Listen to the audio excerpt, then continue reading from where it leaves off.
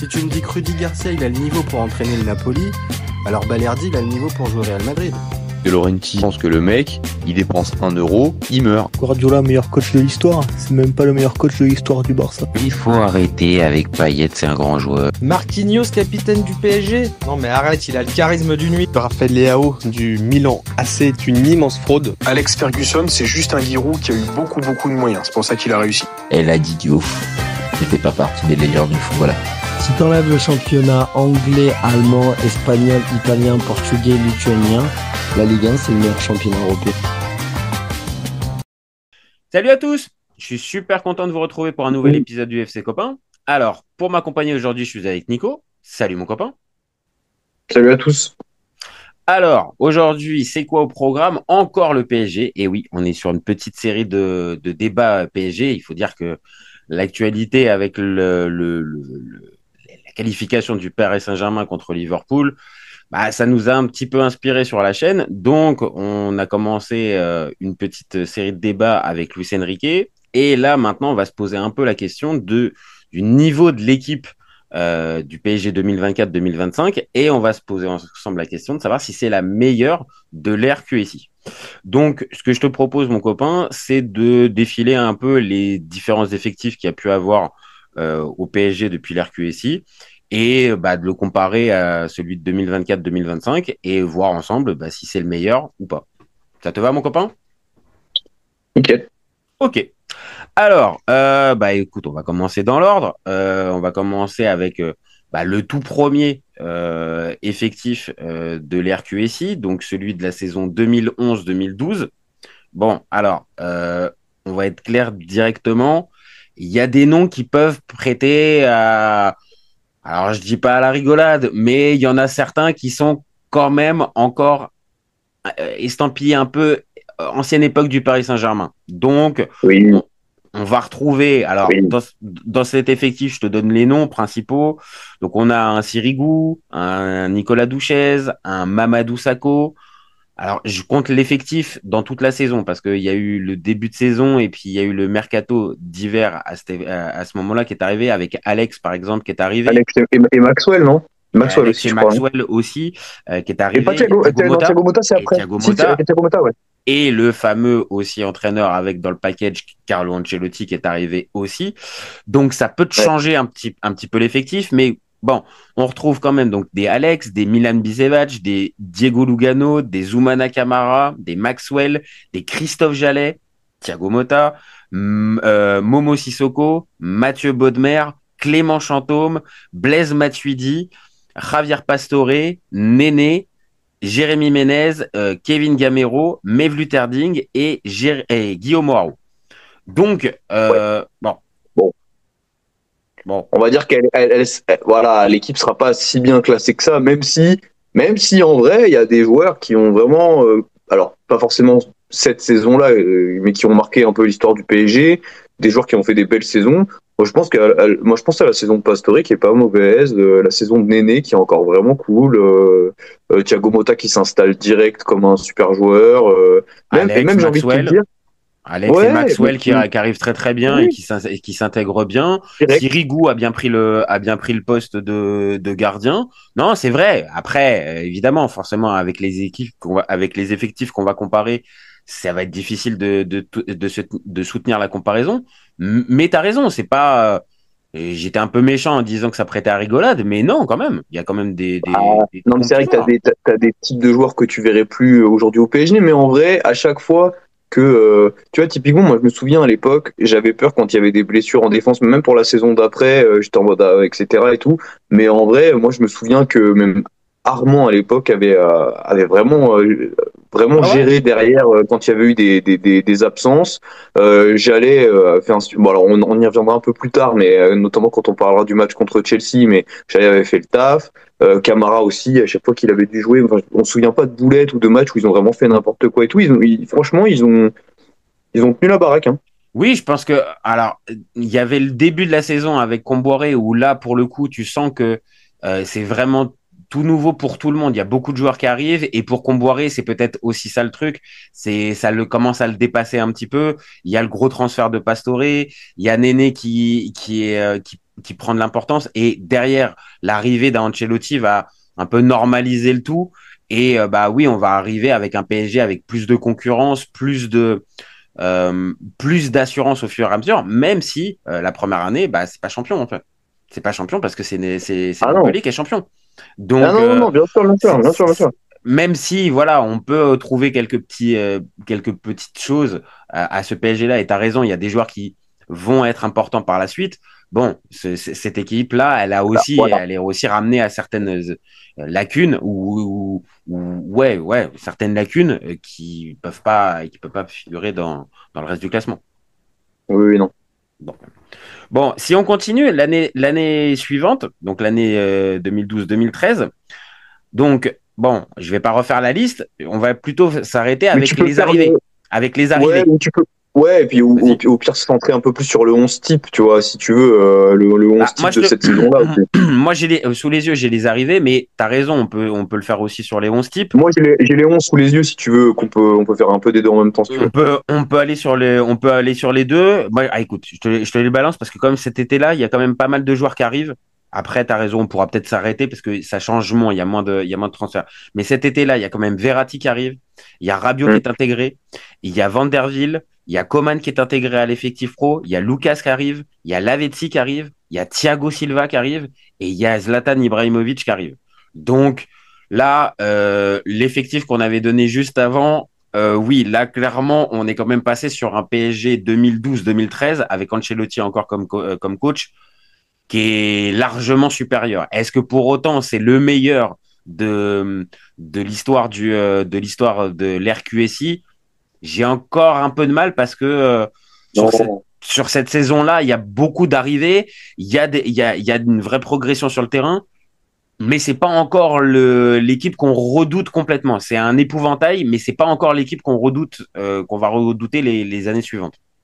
Oui, il y a beaucoup de tâtonnements dans dans la manière dont gérer l'équipe, les tactiques et tout. Là, tu vois, j'ai regardé un peu les 11 types. C'est une des années où en gros, le site sur lequel je suis, il a le plus de mal à me donner un 11 type. T'as du 4-1-2-1-2, t'as du 4-3-3, ça a pas mal, même au niveau des titulaires, ça a pas mal bougé. Dans le 11 type de la saison, moi, j'ai même pas Verratti en termes d'apparition. Tu vois, j'ai encore Chantôme qui est là, j'ai encore... tu sens que ça tâtonne encore pas mal cette année-là, même si je dis pas de bêtises, c'est l'année où il s'arrête en quart contre le Barça. Hein. Contre le Barça, sans perdre, 2 partout au Parc et un partout au Nou Camp. Et la saison est belle. En vrai, la saison est belle. Hein, en termes de parcours. Et il y a le titre. C'est le premier premier titre de champion. Et à une époque où, pour le coup, le PSG est pas dans la surdomination qu'on peut connaître maintenant. C'est-à-dire, ça fait depuis quoi? C'est 94 le titre avant celui de 2013. Oui, il y en a pas. Ah oui, c'est des années avant. C'est quasiment 20 ans. Donc, à ce moment-là, il y a aussi cette récompense de, ça y est, le PSG devient le champion de France. Avec les joueurs, évidemment, mais ça s'assoit. Maintenant, est-ce que cet équilibre dans l'équipe et dans le jeu est... Non, comme tu as dit, je pense qu'on n'y est pas encore. On n'y est pas encore. Bah, c'est là, tu vois, où je vais te mettre un petit peu, moi, mon baromètre que je t'ai parlé juste avant qu'on lance la vidéo. C'est moi, pour vraiment faire ce classement-là, je me suis dit, ok, on va voir au niveau des individualités, donc c'est-à-dire vraiment le niveau des joueurs intrinsèquement un par un, le niveau du collectif, comment ça joue, voilà, le niveau physique, si vraiment on avait une équipe où t'as pas trop de blessés, une équipe qui est en capacité de beaucoup presser, de gêner les équipes adverses, etc. Et au niveau mental, qui va être important, notamment au niveau du PG, on va en reparler, quoi. Mais ces plans-là, elle est pas mal, hein. Surtout ces plans-là, elle est bien. Alors, le problème, il est un peu au niveau, comme je te dis, il y a un petit problème au niveau collectif parce que tu sens encore que Carlo, il tâtonne. Ouais. Il voulait faire son arbre de Noël, en fait, ça marchait pas tant que ça, donc des fois, il repasse en 4-3-3, des fois, il est encore en train de tâtonner avec cette équipe. Donc ça, c'est clair. Au niveau physique, écoute, c'est ok, c'est pas non plus une machine à presser, puisque t'as des joueurs comme Pastore, t'as des joueurs comme Benez qui sont là et tout. Bon, après c'était un autre football. On commence à parler aussi d'une époque où c'était un peu un autre football aussi. Mais donc du coup, bon, voilà. Mais après, franchement, au niveau des individualités, c'est pas mal. T'as des bons joueurs. on va dire que c'est une bonne équipe. C'est une bonne équipe qui fait un beau parcours en Ligue des Champions. On va dire dans l'histoire du PSG, on est au-dessus de la ligne de flottaison sans pour autant être dans les top places. C'est ça. Je pense que on va les défiler. On va avoir cette version-là, cette ossature-là, elle va globalement rester. Il y a très peu de joueurs dans ce 11 qui va commencer à arriver, même si on est d'accord, il n'y a pas de 11 types, mais on va dire ce bloc de 13-14 joueurs va être reconduit sur vraiment plusieurs saisons. On va avoir ça. Alors, est-ce que la saison déjà, est-ce que la période de Blanc, de Laurent Blanc qui va être là donc pendant 3 saisons, c'est déjà une première question que je te pose. Est-ce que les effectifs de Blanc sur les 3 saisons, ou l'effectif et la qualité de jeu du PSG à ce moment-là est meilleur que sous Ancelotti? Mais ça c'est le serpent de mer, à chaque fois on en parle. Donc là, on peut pas faire un débat sur le niveau des effectifs du PSG depuis l'RQSI sans se poser au moins 2 secondes cette question-là. On est obligé. Donc du coup, tu veux qu'en fait là on fait 3 saisons un peu en un débat, c'est ça que tu veux qu'on fasse? Oui, ça peut. Là, c'est juste, on va dire, c'est juste un prélude. Je te pose juste cette question-là. Est-ce que pour toi, la période Blanc avec 3 années, donc c'est plus important qu'un an et demi. Carlo n'a que la moitié du temps. Donc, est-ce que pour toi, ce PSG version Blanc est plus fort ou moins fort que Ancelotti? Et après, on regarde un peu plus dans les détails avec les arrivées et les 11 types. Bah écoute, en vrai de vrai, c'est vrai que là je suis en train de regarder, c'est vrai que les 11 types sont quand même très similaires. Ça bouge un peu quand même avec Lavezzi, Lucas pour parfois certains postes en attaque. Puis après bon, t'as aussi Cavani qui va arriver après. Oui, c'est ça. Mais oui, c'est vrai que c'est vrai qu'il y a une ossature qui reste quand même pas mal au milieu de terrain. C'est le fameux milieu de terrain qui était monstrueusement fort. Ça, c'est clair que, honnêtement, je suis pas sûr qu'on en ait eu un plus fort au PSG, à part peut-être celui d'aujourd'hui. Voilà, tu vois, typiquement. Le fameux Mota Matuidi Verratti, c'est quand même très costaud, sachant qu'en plus, dans ce milieu-là, progressivement, sur ces 3 années, t'as Rabiot qui va s'intercaler un peu, dans la rotation. Dans la rotation. Donc, ça te fait 4 joueurs pour occuper ce milieu. Donc, c'est très fort. En vrai, du coup, allez, vas-y, je vais reprendre mes 4 points. Donc, intrinsèquement, au niveau des joueurs, là, ça y est. Là, honnêtement, on est sur un effectif qui est vraiment très, très fort intrinsèquement. Je pense qu'il est pas loin, quand tu regardes ce que représentaient les joueurs à l'époque, au niveau du paysage européen. T'es honnêtement, peut-être même en termes intrinsèquement je parle pas forcément de star power et tout machin, mais de qualité intrinsèque des joueurs, t'es peut-être même sur une équipe qui, avec le 11 type, paraît peut-être même plus forte qu'aujourd'hui avec des joueurs qui sont peut-être un peu plus jeunes. Alors peut-être pas cette saison, mais tu vois, typiquement par rapport à la saison dernière, ou la transition entre la saison dernière et cette saison, on commence à être sur une grosse équipe qui a rien à envier à un PSG plus récent, tu vois. Vraiment, il y a vraiment des stars, quoi, tu vois. Il y a des Ibra, des Lavezzi, des Lucas, même Thiago Silva en défense, des David Luiz, Maxwell. Enfin, t'es sur une énorme équipe. Oui, parce que c'est ça aussi, c'est-à-dire que dans cette période-là, on a en 2013-2014, on a Marquinhos qui vient s'ajouter. Et Marquinhos, on va voir que, mine de rien, par la suite, il est encore là. Il est encore dans cette équipe. Alors, l'année suivante, t'as un David Luiz qui arrive, Kimpembe qui fait son apparition.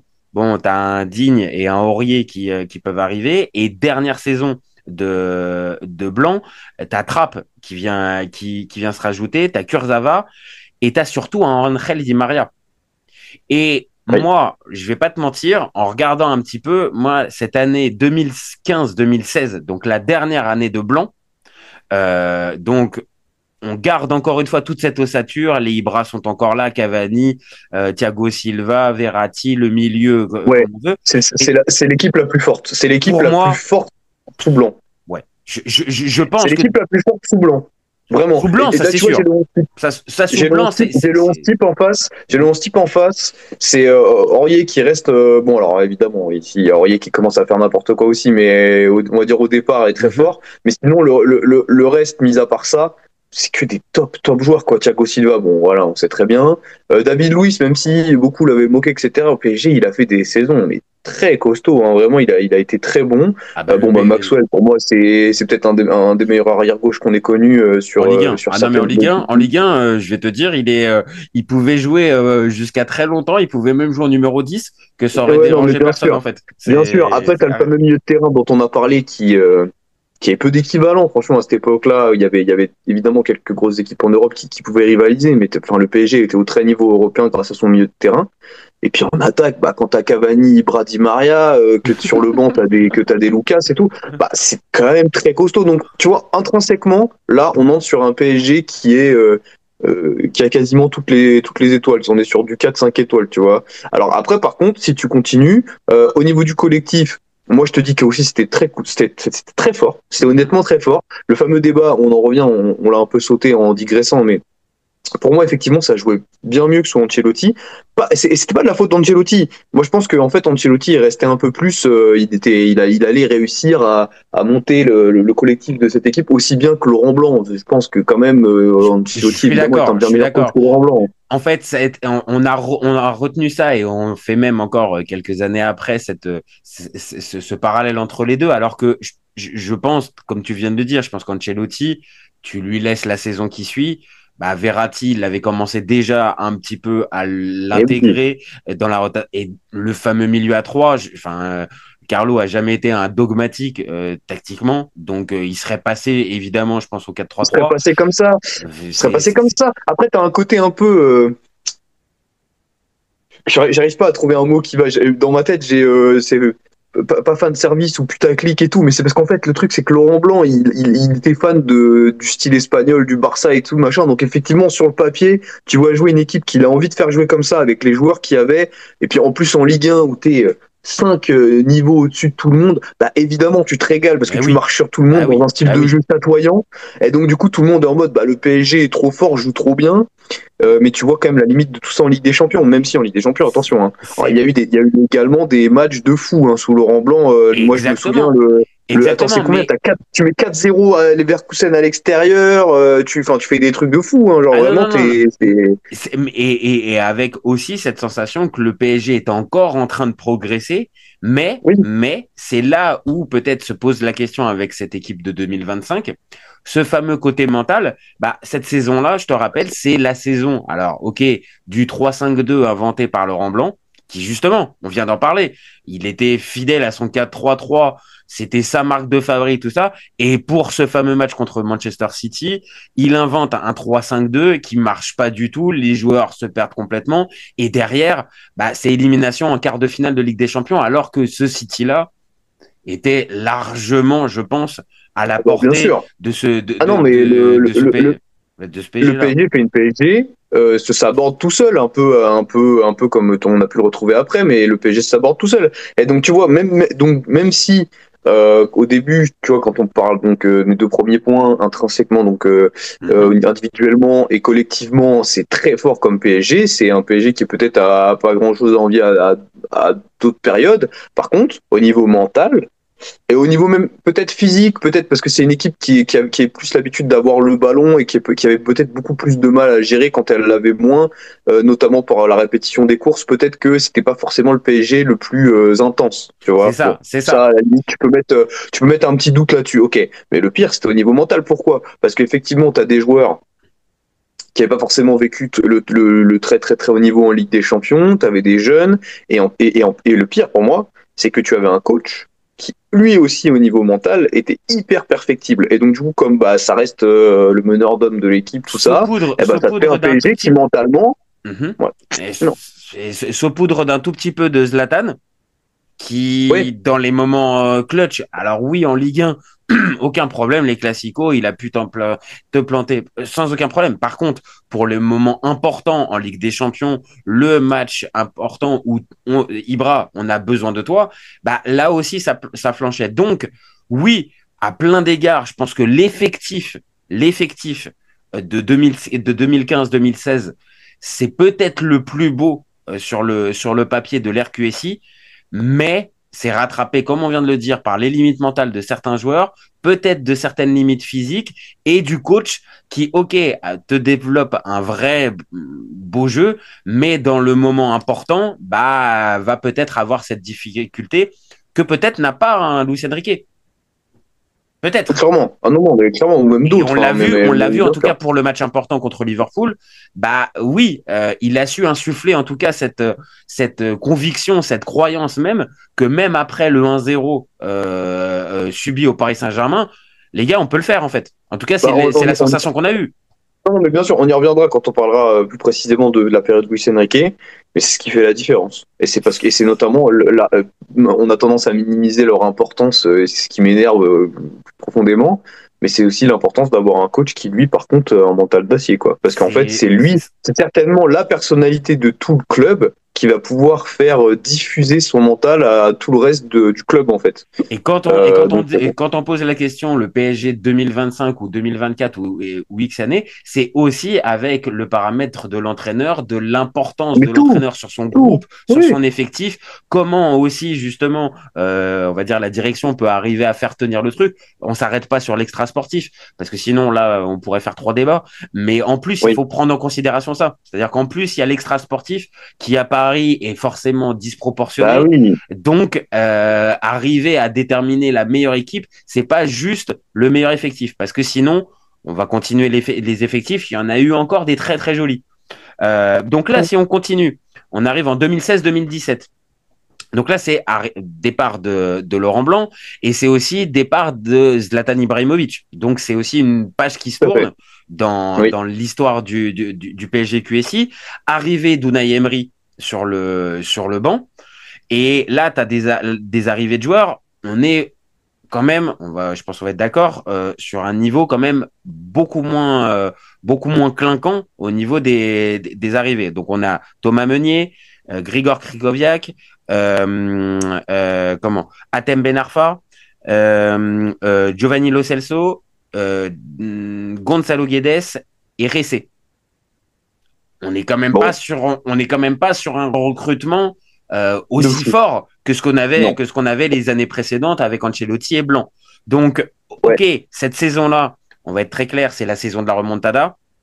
Donc, est-ce que on ne garde que ce fameux 6-1, mais on oublie le 4-0 où le PSG marche littéralement, physiquement, et ça sera intéressant de parler de ça, physiquement sur le Barça, et explose complètement mentalement au retour. Bon, je pense qu'on peut pas le mettre comme meilleur effectif, mais non. Mais je te suis. En fait, je vois où tu vas, et c'est pareil, je reprends mes 3 critères. Alors, intrinsèquement, individuellement, c'est un peu en dessous de ce qu'il y avait la saison d'avant notamment, et donc ce qu'il y aura un peu plus tard, on en reparlera. Ça, c'est clair que c'est peut-être pas le PSG le plus clinquant. Par contre, au niveau collectif, pour moi, c'était extrêmement fort. Alors à son prime, de toute façon, on est obligé de prendre le PSG dans ce qu'il a été capable de faire de mieux sur ces saisons-là, parce que aujourd'hui, si on met dans la balance la saison 2025, on est obligé de prendre le prime, parce que le début de la saison 2024-2025 est mauvais. Rigolo, hein. Si on s'arrête sur le PSG Gérone, la saison est pas finie. Et la saison est pas finie en plus, tu vois. Donc on est obligé de prendre un petit peu sur le côté prime de ces époques. Donc moi, par contre, au niveau collectif, c'est le meilleur PSG qu'on ait eu. Le meilleur PSG qu'on ait eu, avec potentiellement, évidemment, celui qu'on a vu contre Liverpool. Ok, moi, j'avais pas vu un PSG aussi dominant, aussi fort depuis l'époque où Prime Unai Emery, où c'était monstrueux, ce qu'était capable de dégager le PSG. Et donc, du coup, c'est là où je viens vers toi aussi. C'était très certainement la première fois qu'on voyait un PSG autant rouleau compresseur au niveau du pressing. Et donc, du coup, avec une équipe qui était capable de presser en tout terrain. Et je pense que c'était également lié avec un truc qu'on a souligné c'est les saisons dernières, très récemment, en disant que pour ça, il faut avoir un peu peut-être moins de stars qui ont moins envie de courir. Mais à l'époque, c'était ça. En fait, tu fais partir Ibra, qui lui, le pressing, et du coup, sauf qu'en fait, là, quand ta ligne d'attaque, c'est Cavani, Di Maria, Lucas ou Cavani, Di Maria, Draxler, etc. Eux, par contre, au départ, faisaient les efforts et tu avais une équipe qui fonctionnait en bloc. Et donc, du coup, tu avais donc en plus de cet aspect collectif qui était très huilé, qui était vraiment très agréable à regarder, tu avais la dimension physique qui allait avec. Et donc, du coup, ça, c'est pour moi, c'était honnêtement, ces 3 points-là, je pense que tes 3 points là, ils sont parfaits. Là où est le souci, ça va être forcément le quatrième. Et, On y retourne. oui, parce que le mental, là, à ce moment-là, tu es obligé de te dire que. Alors oui, il y a ce contexte du match, la remontada et tout ça, mais n'empêche que cette équipe-là a flanché mentalement en 3 semaines. Hein. En 3 semaines. Hein. Donc pas en 6 mois. C'est vraiment.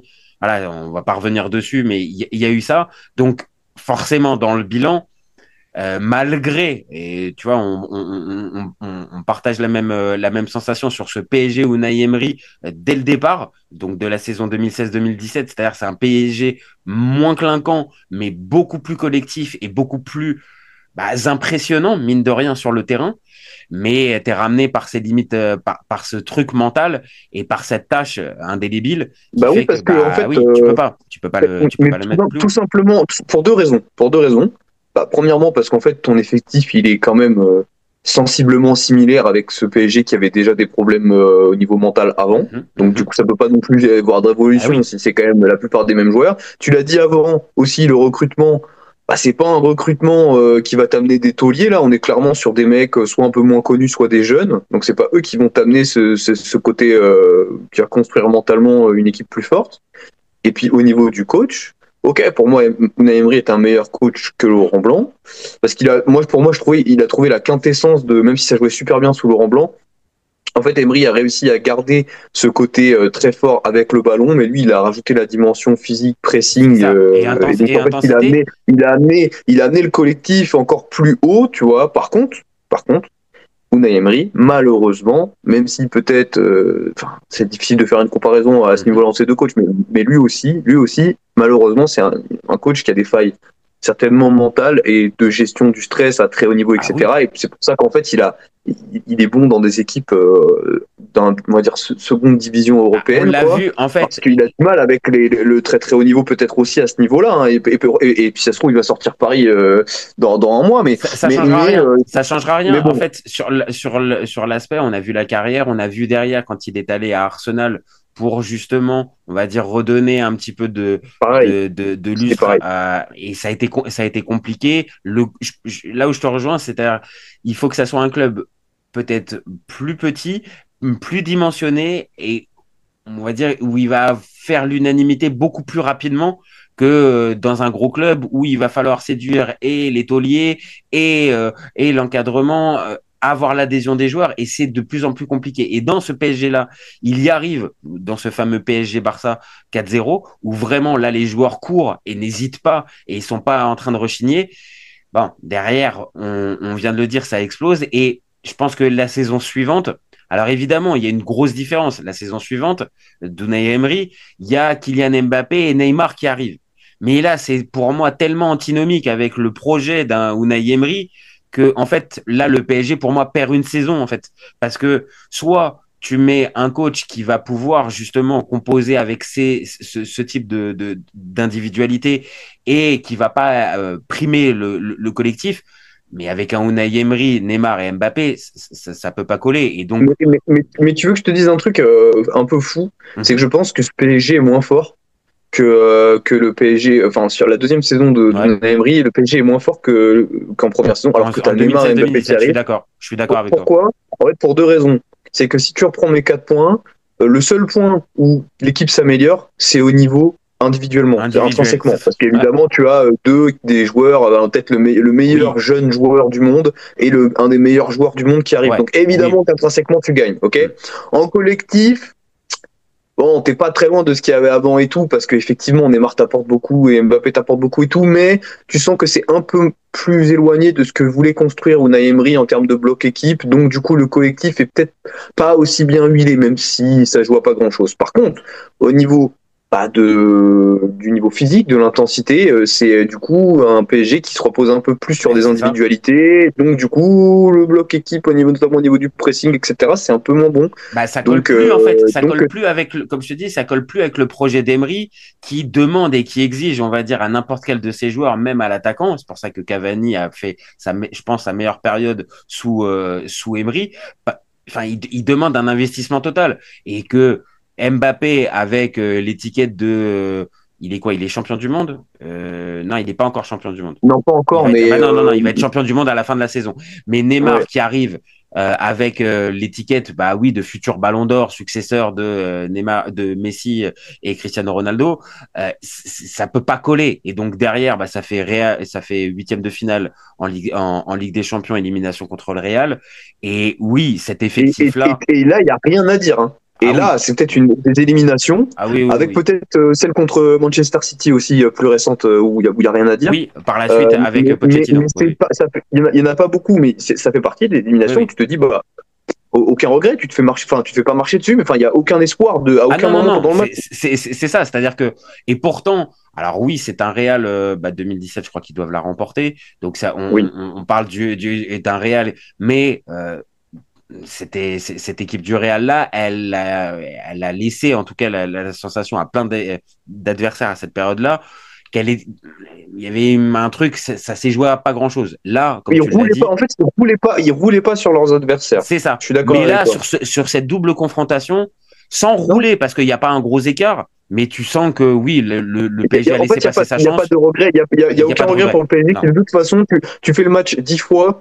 Peut-être que tu passes une fois ou deux, mais même pas. Enfin, je suis même pas sûr, quoi, tu vois. Donc, en fait, il n'y a pas de regret à avoir à ce niveau-là. Et en fait, il faut que je rajoute ça, parce que si on parle de dimension physique, à partir du moment où d'un seul coup il y a Neymar dans ton effectif, de toute façon, au niveau physique, ton équipe. Tu vas perdre. Tu vas perdre. Tu vas gagner. Mais par contre, tu vas gagner de l'autre côté, comme tu l'as dit. Mais et au-delà du niveau pressing, intensité, je parle aussi du niveau blessure. Hein, parce que niveau physique, il y a ça aussi dedans. Parce que si je me trompe pas, je crois qu'il le loupe le huitième de finale. Mais il en loupe. En fait, le truc, c'est que j'ai oublié tellement qu'il en a loupé, mais le nombre on va dire, le nombre de matchs le plus important de la saison pour le PSG, sur les années où il est là, il en rate.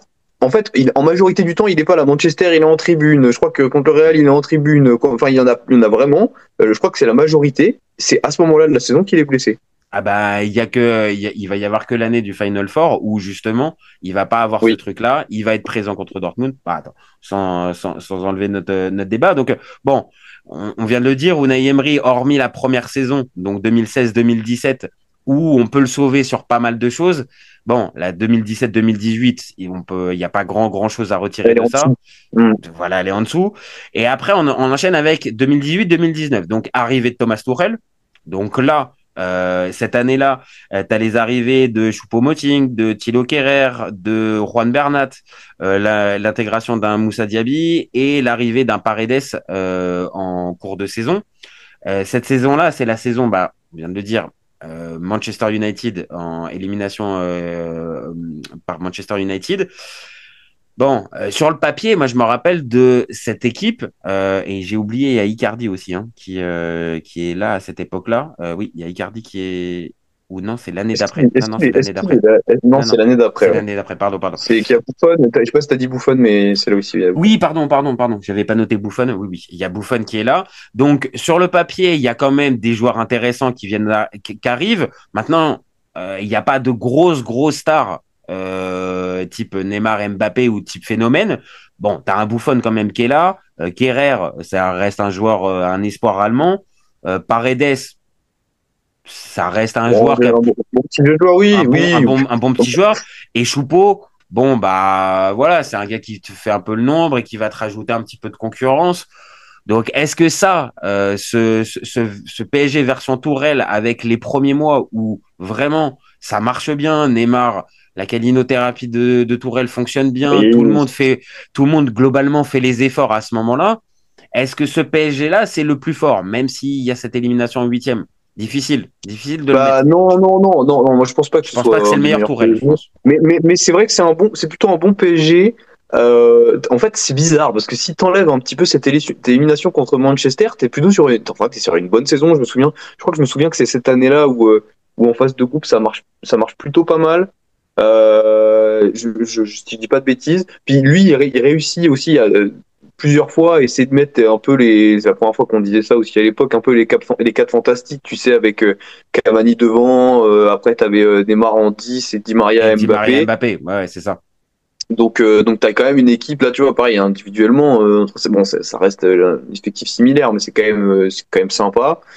Et puis voilà, au niveau collectif, alors je trouvais moi à l'époque que il n'y avait pas non plus il y avait pas de downgrade par rapport à l'époque de d'Emery. On était quand même sur une continuité. Je voyais pas. Je suis assez d'accord. Ouais, je voyais pas le PSG moins bien joué. Ça pressait quand même un peu et tout, même si Tourelle, je me souviens, à tâtonner. On le verra aussi dans les années d'après. Des fois, il faisait jouer à 3 derrière. Il essayait. Il était moins sûr. Il était moins sûr par la suite tactiquement. Là, tu sentais qu'il maîtrisait un petit peu plus. Et je pense qu'il avait plus la main sur son vestiaire, même s'il ne la perd que sur la toute fin de son expérience au PSG. Mais là, tu sens que c'est vraiment l'équipe de Tourelle, mais tu l'as dit aussi, dans la continuité d'Emery. Donc, on n'est pas non plus sur deux équipes complètement différentes. En fait, c'est ça. Cette saison-là, c'est un peu difficile d'en parler honnêtement parce qu'il n'y a pas grand-chose qui bouge, je trouve, moi. Il y a pas, tu vois, finalement, tu dis, ah ouais, peut-être, pourquoi pas, thérapie, nouveau coach, en fait, ça joue bien, il fait jouer les 4, puis en fait, tu t'arrives contre Manchester, tu te rends compte, rien n'a changé. C'est plus toi, c'est plus la saison d'après alors? Ça serait plus 2019-2020 ou justement ça fait final. Oui, on est obligé d'en parler. On est obligé d'en parler différemment parce que là, si tu reprends les 4 points, là du coup pareil, il y a un changé. Alors t'as quand même Icardi qui arrive avec le statut d'un des meilleurs 9 d'Europe à cette époque-là. Et un peu de successeur. Et un peu, alors non pas de successeur, mais bon, c'est quand même pas très très clair la hiérarchie dans laquelle il est mis. Est-ce que c'est pour remplacer Cavani? Est-ce que c'est pour épauler Cavani? Est-ce que c'est pour être son remplaçant? Tu vois, il y a de base, c'était censé être une transition un peu douce en mode on prend Icardi même si Cavani est pas encore parti, comme ça pour la rotation c'est bien, même si quand même de base Cavani, puis en fait finalement on se rend compte que Cavani des fois sur certains matchs même importants, des fois il commence sur le banc, c'était hyper flou. Moi je trouve que ça a pas forcément aidé le PSG, mais bon, bref. Et puis ensuite, c'est hyper triste en plus qu'il soit écarté du Final Four et Oui, non, mais t'as raison. Ça a précisé aussi. Ça a précisé aussi parce que dans cet effectif-là de 2019-2020, Cavani, mine de rien, il est dedans, mais il est beaucoup moins important. Non. Et donc du coup, ça c'est un peu après il y a aussi un peu d'extra sportif là-dedans, donc on va pas s'y attarder, mais en vrai quand tu regardes alors intrinsèquement, pareil, je reprends mes 4 points, individuellement, par contre on est sur un PSG qui progresse un peu parce que du coup t'as Icardi qui arrive dans l'effectif, t'as aussi t'as Ganagay qui est là et qui cette saison-là, notamment en début de saison, fait vraiment beaucoup de bien, énorme, vraiment oui. Donc du coup t'as un PSG qui progresse un peu à ce niveau-là. Au niveau collectif, c'est meilleur. Ça s'améliore. C'est-à-dire que tu sens que enfin le coach Tourelle arrive de plus en plus à gérer son équipe et à avoir un espèce de 11 qui, alors parfois il peut bouger ses tactiques, etc. Mais au moins il a plusieurs idées assez fixes, donc ça joue mieux. Donc tu as une amélioration sur ces deux niveaux-là. Au niveau physique, écoute, c'est pas mal. C'est pas mal. On reste avec le même standard. On reste toujours avec le même standard. Tu as des joueurs comme Neymar, Mbappé, donc ça va être difficile de pouvoir avoir la même intensité physique que sous Emery ou même maintenant en 2025 avec Luis Enrique. Maintenant, j'ai pas l'impression que les joueurs trichent véritablement ou traînent vraiment des pieds. Ça bouge. Enfin, il y a quand même du mouvement. La cohésion d'équipe, qui permet d'avoir cet impact physique-là est bonne. Et d'ailleurs, c'est à cette époque-là, parce que c'est là où je vois les 11 les plus utilisés, notamment en Ligue des Champions. C'est à cette époque-là où justement, pour avoir peut-être aussi un peu plus d'impact physique au milieu, t'as Tourelle qui fait monter Marquinhos en 6. C'est cette fameuse époque-là où Marquinhos joue au milieu de terrain. Donc voilà. Par contre, là où pour moi l'équipe progresse beaucoup, et c'est pour ça que pour moi je pense que c'est également une des meilleures équipes. Avec 2016-2017 depuis le départ. Ouais, depuis. En fait, regarde. On en reviendra peut-être si tu veux faire une photographie finale, on le fera plus à la fin. Mais là, tu vois, pour moi, c'est la troisième meilleure année du PSG sous l'ère QSI, derrière la première année Emery et derrière aujourd'hui. Ça complète le podium parce que pour moi, là, si tu arrives sur le dernier point, qui est le point mental, on est sur une équipe qui montre des choses qu'on n'avait jamais vues avec le PSG. Donc évidemment, ce qui se passe face à Dortmund, où en fait à l'aller il se passe ce qui se passe, t'as Haaland qui te met un peu une claque au match aller, tout ça, et le match retour, t'es costaud, t'es solide, tu gagnes ce match, tu retournes du coup la confrontation avec un Neymar sérieux, impliqué. Donc même Neymar qui d'un seul coup rentre dans ce projet de jeu, qui même du coup lui rentre dans ce projet de jeu et donc du coup plus d'intensité, qui se donne à fond, physiquement il est bien. T'as le match contre l'Atalanta derrière où tu au mental tu vas le chercher ce match, des trucs qui symbolisaient pas le PSG, qui symbolisaient pas le PSG jusqu'à présent, et tu vois une vraie progression, et je suis assez d'accord. Là, tu sens une vraie progression. Donc c'est vrai que cette saison-là, elle est particulièrement, elle doit être placée haut. Je pense que tu es obligé de la placer haut dans la hiérarchie justement des meilleures saisons du PSG.